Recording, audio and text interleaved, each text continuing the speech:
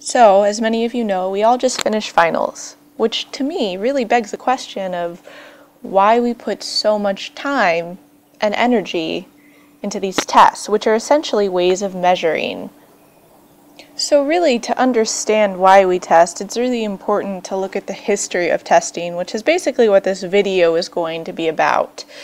The history of testing. So if you were looking for work in ancient China, you would have headed over to the testing bureau, where you would have taken an exam that would have essentially assigned your job for the rest of your life. And it was a very open and competitive market. And that probably would have made me feel a little bit like this. Despite that, these tests proved important because they set this model of evaluating placing through measurement. Hello, my name is Charles Darwin, and I'm a very influential person in testing. Not just because my theory of evolution, but also because I pointed out the importance of individual differences, and I had a pretty snazzy brother. I'm Frances Galton, and I have no idea why Charles Darwin sounds like a British woman, but he is my brother. I resent that. But I'm really important because I came up with the first tools for assessing individual differences, such as height, weight, strength, and even how steady you can hold your hand. My favorite thing to say was data, data, data! Galton, Darwin, I do want to thank you, and Darwin, Galton, congratulations on publishing your work on correlations in 1869. But I do want to move us along and note that James Cattell actually coined the phrase mental test in 1890. And this was important because following this, there was a lot of history in testing. For example, in 1900, the first college entrance exam was made. My name is John Belushi, and I'm here to tell you a little bit about academic testing that started in the early 20th century, primarily focused on intelligence, mainly memory and comprehension. And it all started with this guy named Binet. He was interested in testing underachieving Parisian students, and him and his partner Simon often used this assessment for determining intelligence. Then a guy named Terman picked it up in 1916 and brought it over to Stanford, and then it became the Stanford Binet.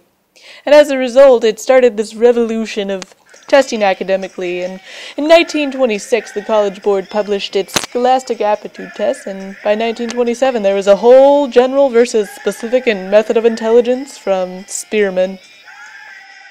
Hi-ho, it's Uncle Sam, and I'm here to talk to you about testing during wars. During World War I, placement tests started so soldiers could get placed in the army.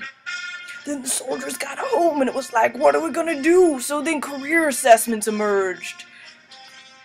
Eventually, all that testing emerged again for army placements in World War II, and then following, all the government spending for the placements went into civilian testing. America! Hello, my name is Einstein, and I'm here to tell you about the 40s. There's a picture of me with my hair blowing in the wind.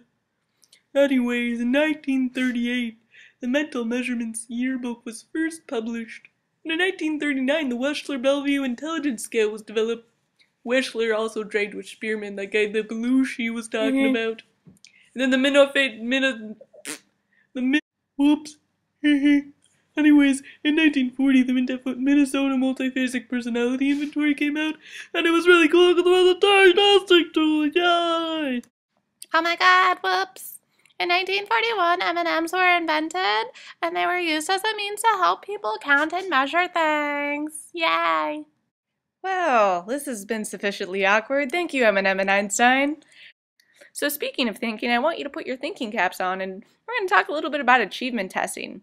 In 1947, ETS was established, and in 1966, James Coleman talked a little bit about educational equality. Following that, National Assessment of Education was created in 1970, and then in 1974, the Family Education Rights and Privilege Act was made, and this really marked government involvement in tests. So that's basically all I have for you. Hopefully you learned something, but I do want to introduce you to Lewis. He's the other TA. Look, he's holding a puppy. It's really cute. Anyways, this concludes our session of the history of testing.